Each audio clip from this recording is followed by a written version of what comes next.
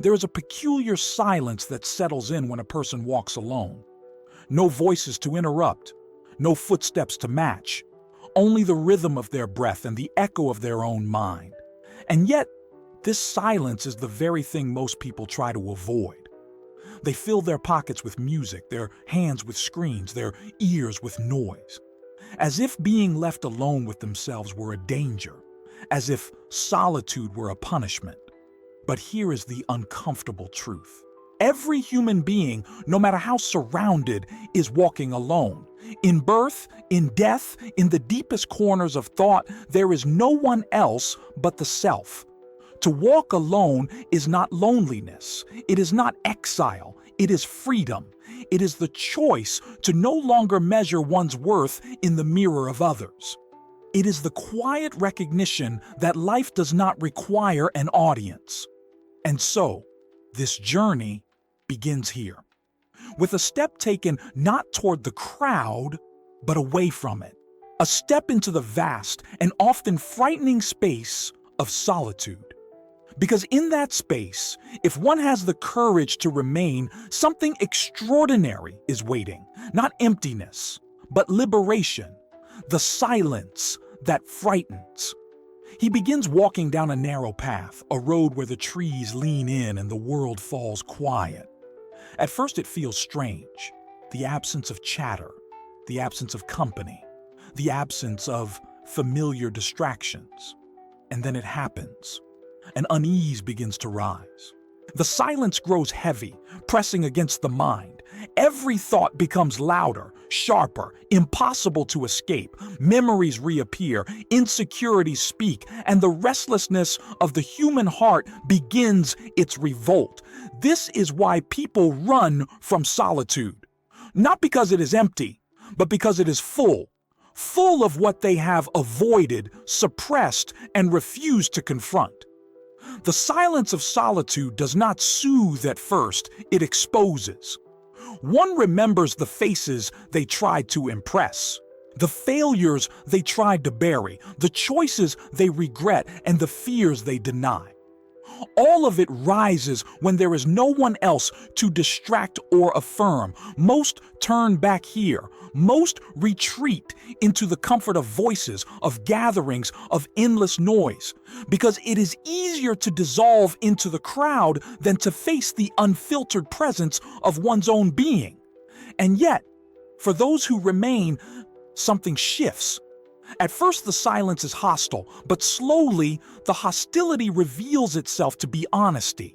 It is not the silence that is frightening, it is the truth inside it.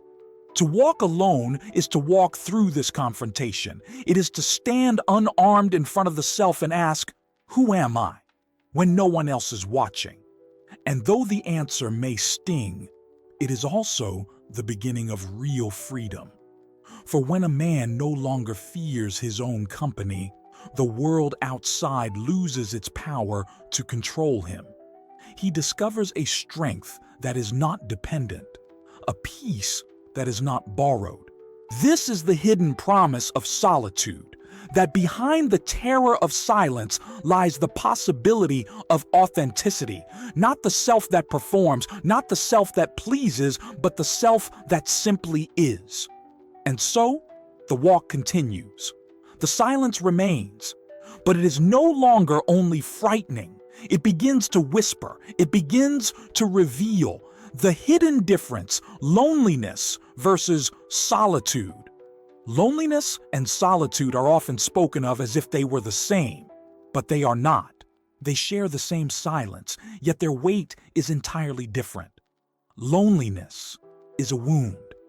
It is the ache of absence, the hunger for company, the shadow of rejection. It whispers, "You are incomplete without another." It thrives on comparison, reminding a person of the love they do not have, the recognition they never received, the belonging that always seems to be out of reach. Solitude, however, is not a wound. It is a choice. It is the decision to step away not out of lack, but out of freedom. It whispers, "You are complete, even here, even now." And yet, at first glance, they appear identical. A man sitting alone on a park bench, loneliness or solitude? A woman eating by herself in a quiet cafe, is she abandoned or is she free? From the outside, no one can tell. The difference lives within. Loneliness carries bitterness, a weight that bends the spirit. Solitude carries lightness, a space that expands the soul. Loneliness drains, solitude restores. Loneliness clings, solitude releases. This is why the world confuses them, because both require the same outer condition, being alone. But one empties the heart while the other fills it. To understand this difference is to unlock a secret. That solitude is not a punishment, but a form of power. For when a person learns to be at peace in their own company, they are no longer manipulated by the fear of being left behind. They stop begging for attention. They stop performing for approval. They stop settling for company that only deepens their loneliness. It is here that solitude reveals its paradox. The man who embraces solitude never truly feels lonely again. The woman who walks comfortably in her own silence is never abandoned. Because one who is whole in solitude cannot be broken by absence. And so the path of walking alone begins to take shape. Not as isolation, not as exile, but as intimacy with the self. It is a return, like coming home after years of wandering among strangers. For the truth is, one can be surrounded by people and still be lonely. But in solitude, one can be utterly alone and feel completely whole. If these words already stir something within you, consider subscribing. This space exists for those who are not afraid to question what most avoid, and for those who sense that true freedom begins in silence. The invisible weight of the crowd. He enters the marketplace or the office or the endless stream of digital chatter. Everywhere, people surround him. Faces, voices, movements, so many signs of life. And yet, beneath this noise, he feels something pressing down. Not comfort, not connection, but weight. This is the strange paradox of the crowd. It promises belonging, yet often delivers only exhaustion. Because to remain in the crowd, one must bend. One must shrink certain truths, polish certain edges, wear masks that fit the expectations of others. The price of belonging is subtle, but heavy. He laughs when he does not feel like laughing. He nods to opinions he does not share. He performs a version of himself that wins approval but loses authenticity. The crowd applauds, but inside he knows the applause is not for him, but for the mask. And so, the weight grows. It is the weight of pretending, the weight of silence when words should be spoken, the weight of smiling when the heart is tired. It is the invisible tax that every gathering demands. Most endure this weight without question. They believe it is simply the cost of being human, the price of acceptance. But deep down, something whispers, is this really connection, or is this just avoidance of solitude? For in truth, many people seek the crowd not to find themselves, but to escape themselves. Noise is a kind of shelter. It keeps the questions quiet. It hides the discomfort. It makes one forget, if only for a while, that they are walking alone even here, even in the midst of so many. And yet, when he steps back, when he dares to leave the marketplace and walk into silence again, he notices something profound. The weight lifts, the breath deepens, the spine straightens. It is as if solitude removes the invisible burden of performance and returns him to a truer posture. This is the freedom hidden in walking alone. The absence of masks, the absence of pretense, the discovery that authenticity cannot survive in constant performance. The crowd is not the enemy. But when it becomes a cage, solitude is the key. For only in solitude does a man remember who he is, apart from applause, apart from judgment. Only there does he rediscover the strength to carry no mask at all. If this reflection speaks to you, share it. Perhaps someone you know is carrying the same invisible weight, and these words may give them permission to set it down. The inner path. He steps away from the crowd, away from the noise, and begins to notice something subtle. The path beneath his feet is not just an outer road, winding through forest or streets. It is also an inner road, one that leads not outward, but inward. At first it feels unfamiliar. The silence is too sharp, the stillness almost unnatural. Every sound of the heart, every whisper of thought rises louder than before. But as he continues, the path reveals its true nature. It is not empty, it is alive. For the inner path does not point to things outside, possessions, recognition, achievements. It points to something that was always here, waiting beneath the noise. The self that is not borrowed, the self that is not performed, the self that does not need to prove. As he walks, he sees that solitude is not isolation, it is initiation. It strips away the illusions one by one. The belief that worth comes from applause, the belief that love is always conditional, the belief that he is never enough. On this path, these illusions crumble. What remains is raw, unpolished, unmasked. And though this rawness is uncomfortable, it is also sacred. For it is here that authenticity first breathes. He realizes the crowd cannot walk this road for him. No teacher, no lover, no friend can take his steps. The inner path demands solitude because it belongs to no one else. It is the only road where comparison dies, where truth is unclothed, where freedom begins. But the paradox is striking. Though he walks alone, he feels less lonely here than in the busiest of rooms. Because this road does not separate him from life. It connects him more deeply to it. The trees, the wind, the sky, the breath, all feel nearer, more intimate. For when one stops running from themselves, they begin to notice they were never truly separate from the world at all. This is the quiet revelation of the inner path. That solitude is not absence, but presence. Not withdrawal, but return. It is the place where the soul remembers its own voice, unshaken by the noise of others. And so, with each step, he discovers that walking alone is not a retreat into emptiness, but a pilgrimage into essence. A journey not away from life, but into the heart of it, the encounter with essence. There comes a moment on the inner path when the noise finally subsides. The thoughts that once roared grow quiet. The memories lose their grip. The insecurities loosen their hold. And in that silence, he meets something he had long forgotten. Not a stranger, but not entirely familiar either. It is the essence of who he is, not the roles, not the masks, not the stories told to others, but the raw presence of being itself. It does not speak in words. It does not demand attention. It simply is. Steady, quiet, undeniable. Most of life is spent running away from this essence, because to meet it is to realize how much of life has been wasted in pretense. How many years have been spent polishing an image? How much energy has gone into becoming what others expect? And yet, when he stands before his essence, he sees that none of it was ever necessary.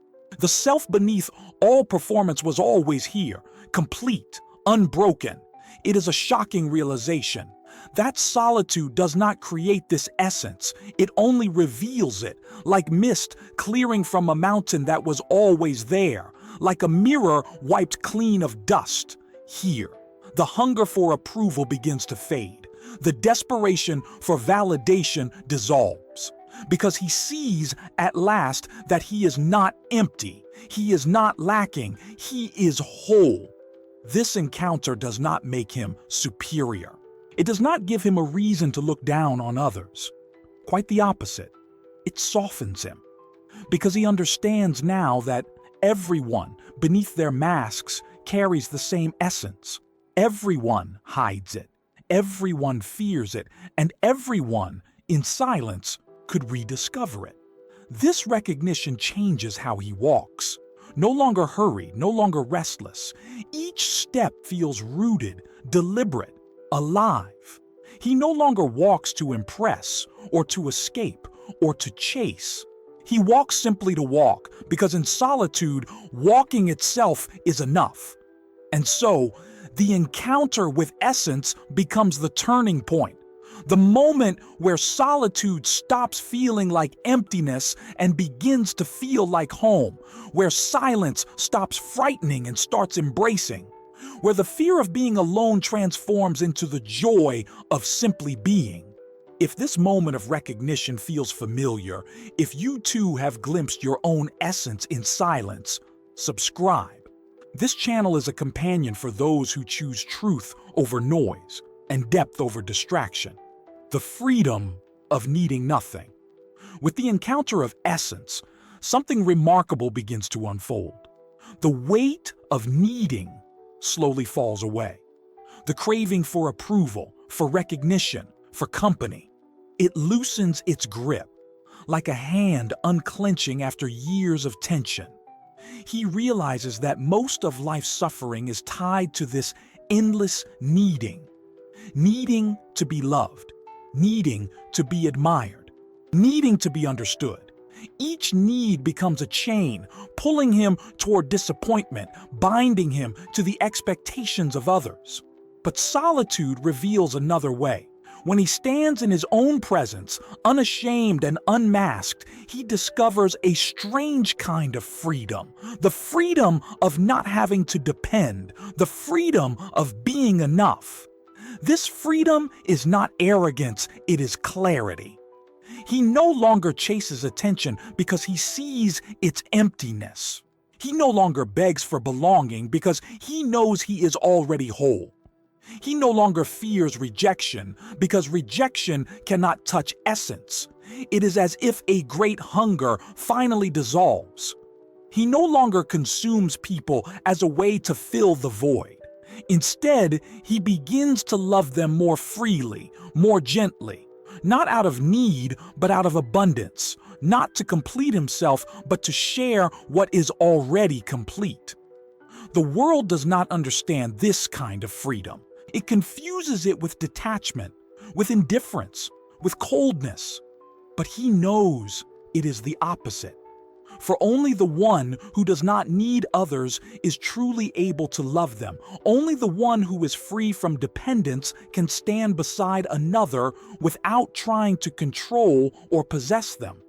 This freedom changes the very rhythm of his days. Conversations become lighter. Relationships become clearer. Choices become braver. Because there is nothing to lose when nothing is clung to. To walk alone, then, is not to walk without love.